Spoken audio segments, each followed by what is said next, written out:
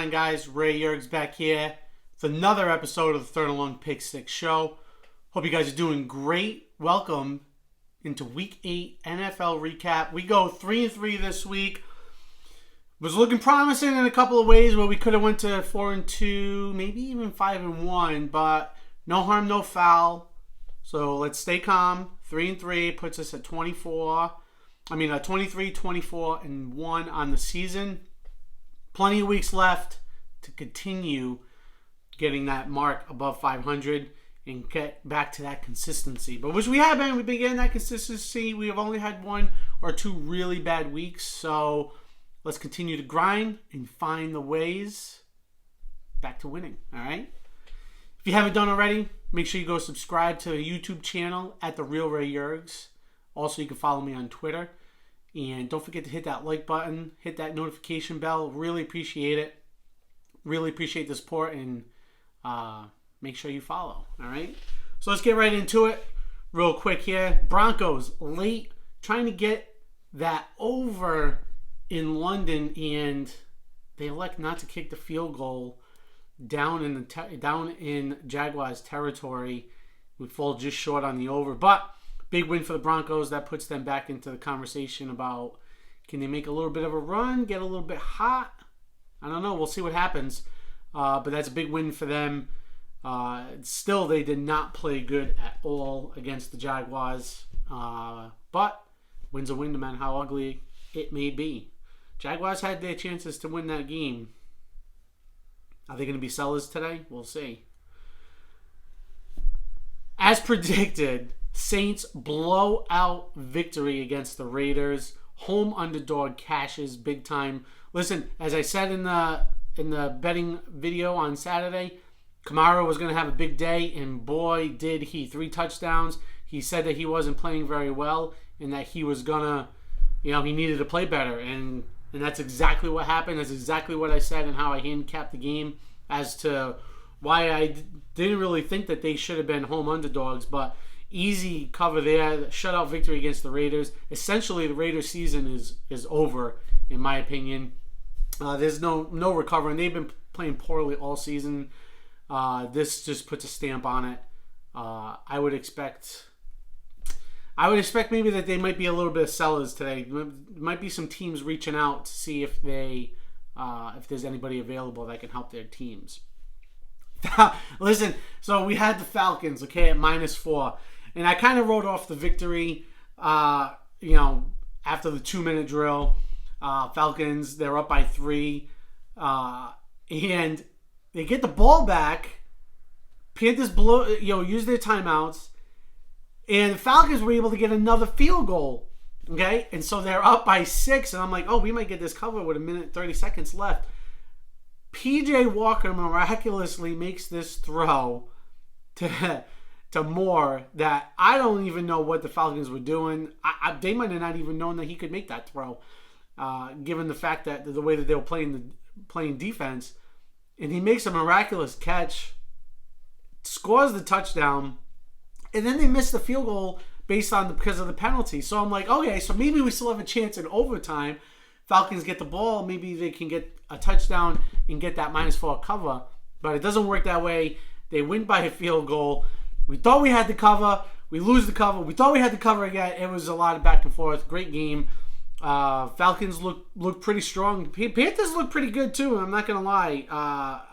It seems like P.J. Walker is going to be the guy moving forward. So interesting to see what happens in that crappy division. Listen, as I predicted also, Cards, Vikings over, points, many points, and more points. So we get an easy one there. Vikings look really good. Cards, they're struggling. They're struggling on multiple points of the ball. Going to be interesting to see what happens this year with the Cardinals. Titans again, easy winner. As I said, just rely on your best player, and that was Derrick Henry. Over 200 yards rushing. All they did was just hand him the ball. Texans couldn't stop him. That's why he's the best running back in the league. When you're in those situations, you rely on your best player to get you the victory, and Henry put it on his back and ran them to victory. That was terrific job there. Titans obviously the far superior team. Another one that was questionable as to like why they were an underdog in that situation, even at home. I mean, on the road or whatever, but they get the victory. Colts blow big for this team. I can't talk about this team anymore after today. That's it. I'm done with the Colts. Yeah, another lost season for my team. They blow a fourth quarter lead to Heineke.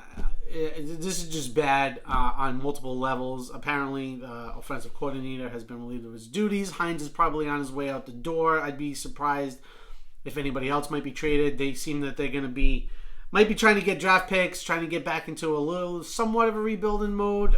They need to get back. It's bad. It's bad for the Colts. Frank Reich is on his last leg, in my opinion. I wouldn't be surprised if he doesn't get fired before the end of the season. Honestly, I really want it. It's sad because they've never put anybody into this situation at the quarterback position to make them succeed, and so it's bad. It's bad. San Francisco gets back to their winning ways against the Rams. They own the Rams. Kyle Shanahan owns Sean McVay. What else more can you say about them? I mean, they looked phenomenal going on the road. CMC has huge acquisition for the 49ers, and that's going to pay off going forward. I think the 49ers are the team to beat in that division still.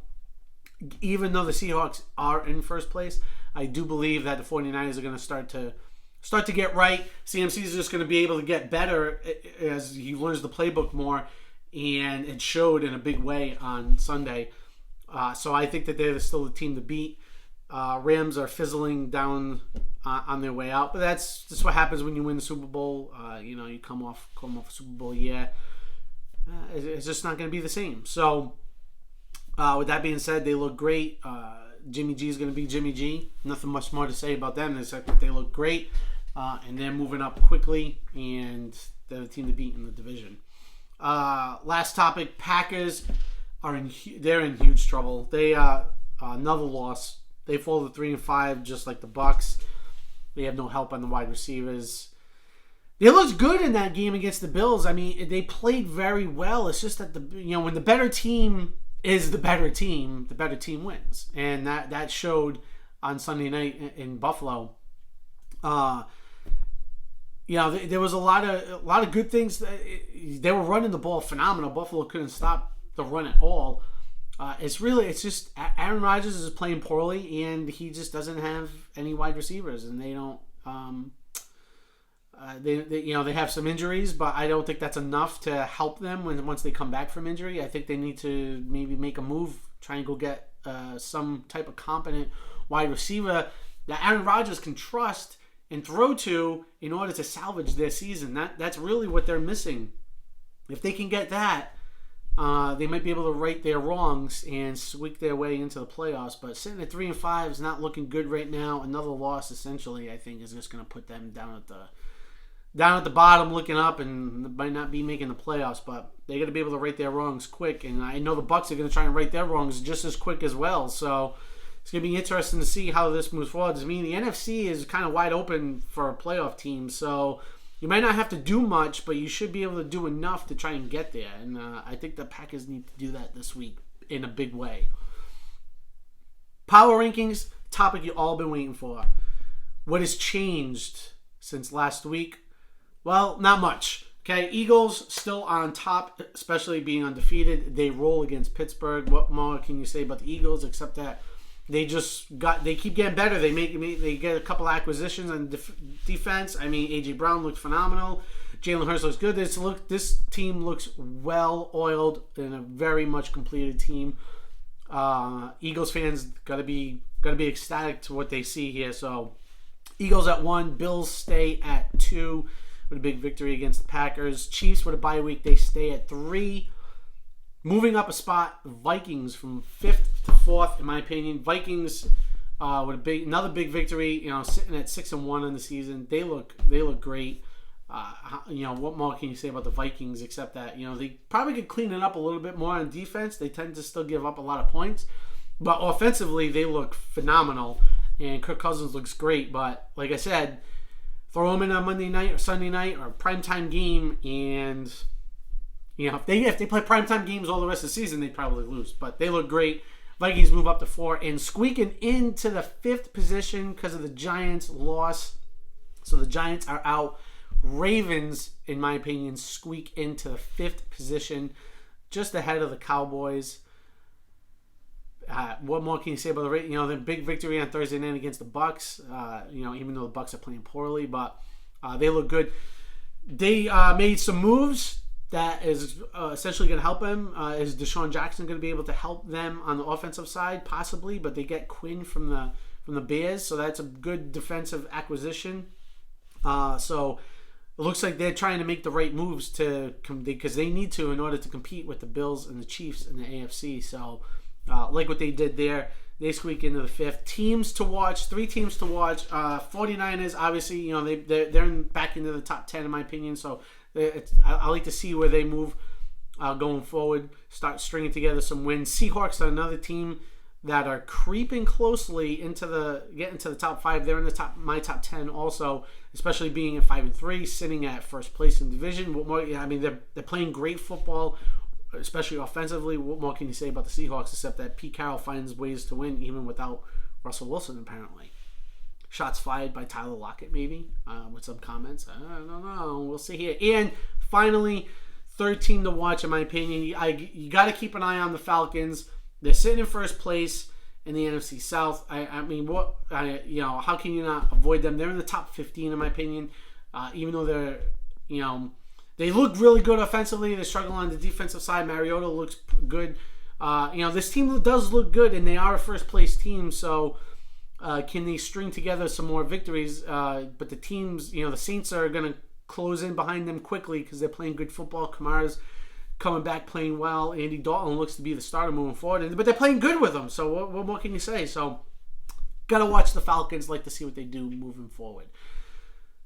All right, guys, that was Week 8 NFL recap. Hope you enjoyed it. Don't forget to tune in on Saturday for Week 9. That's right, Week 9 NFL picks. See if we can find more winners. And no play in the Thursday night game. No play in the Thursday night game. Eagles and Texans. I got nothing on that game. Like I said, I typically don't have Thursday night game. More worried about the World Series. Tell me who you're rooting for in the comments in the World Series. It gets back tonight. As a side note, I'm rooting for the Astros. Let me know in the comments who you're rooting for. Take it easy, guys.